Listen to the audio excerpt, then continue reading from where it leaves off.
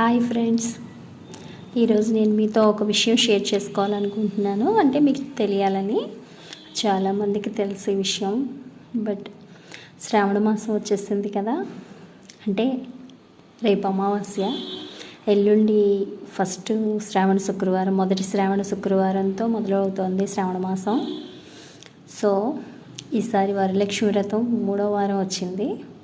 అంటే ఆగస్ట్ 8 వరలక్ష్మి వ్రతం పడింది.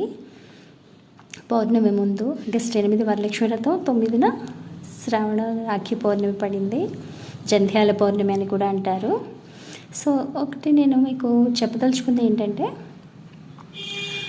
చాలామంది నేను ఇన్స్టాలో చూశాను, ఏం చెప్తున్నారంటే 2 బ్లౌజ్ పీసెస్ పెట్టాలని అంటున్నారు.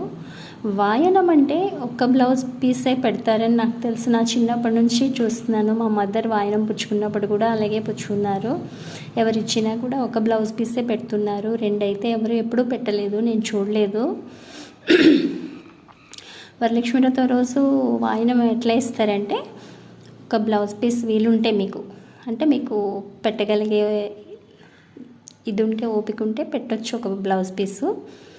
లేదు బ్లౌజ్ పీస్ పెట్టకపోయినా 2 అరటిపళ్ళు, 2 ఖర్జూరం ఉంటే 2 ఖర్జూరాలు, చెక్క, దక్షిణ రూపాయి అయినా కానివ్వండి. దక్షిణ లేనిదే దక్షత ఉండదంటారు. దక్షిణ ఖచ్చితంగా పెట్టాలి. 1 రూపాయి అయినా మీ ఇష్టం, మీకు తోచినంత. రూపాయి, 11 రూపాయలు, 21 రూపాయి, 51 రూపాయి, 101 రూపాయి, మీ ఇష్టం ఎంత పెట్టుకున్నా దక్షిణ మాత్రం పెట్టాలి. తర్వాత అలాగే కొమ్ము శనగలు నానబెట్టి, ఒక గుప్పెడు కొమ్ము శనగలు, ఆకు చెక్క తాంబూలం, ఆకు చెక్క ఒక్క వేసి, ఆకు 2 తమలపాకులు ఒక్క పెట్టి, కొంచెం గుప్పెడు కొమ్ము శనగలు వేసి, 2 అరటిపళ్ళు, మీకు పెట్టగలిగే ఇది ఉంటే జాకెట్ ముక్క పెట్టుకోవచ్చు, లేదంటే లేదు. కొంతమంది చీరలు పెట్టుకునే వాళ్ళు కూడా పెట్టుకుంటారు.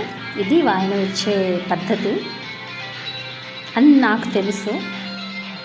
సరే ఫ్రెండ్స్, మీకు ఈ వీడియో కనుక నచ్చితే like, share, subscribe. Bye friends.